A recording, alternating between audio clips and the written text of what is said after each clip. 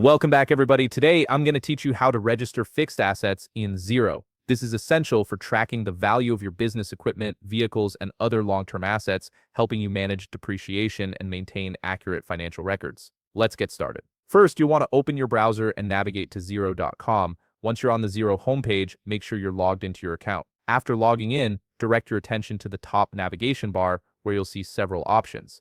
Click on Accounting, and from the drop-down menu that appears, select Fixed Assets. This will take you to the Fixed Assets Register where you can view and manage all your registered assets. When you first access the Fixed Assets section, Xero will prompt you to select a start date for your fixed asset register. This date is important as it determines when your depreciation calculations begin. Choose an appropriate start date and click Save to proceed. This sets the foundation for all your asset tracking moving forward. Now look toward the top right corner of your screen where you'll find a button labeled New Asset. Click on this button and you'll be directed to the New Asset Registration page. This is where you'll input all the important details about the asset you wish to register, so take your time with each field. Start by typing the asset name in the Asset Name field. This could be something descriptive like Dell laptop or Toyota Corolla. Next, Xero will assign an asset number automatically, but you can customize this if you prefer a different numbering system for your business. Then add the purchase date and purchase price in their respective fields. These details are crucial for calculating accurate depreciation over time.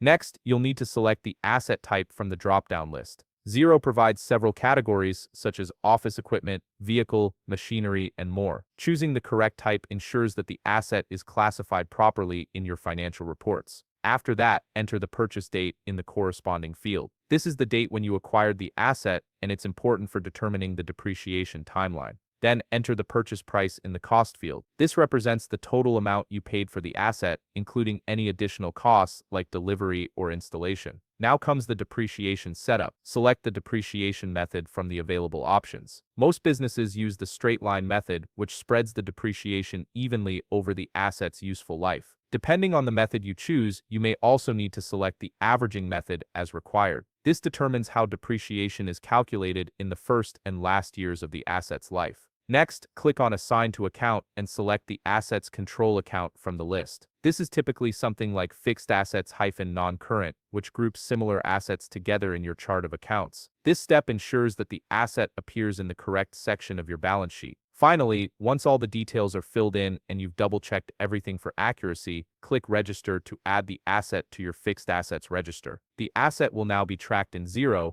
and depreciation will be calculated automatically based on the information you provided. And there you have it. You've successfully registered a fixed asset in Xero, giving you complete visibility over your business's valuable equipment and ensuring your financial records stay accurate. If you found this video helpful, please leave a like, subscribe, and see you in the next video.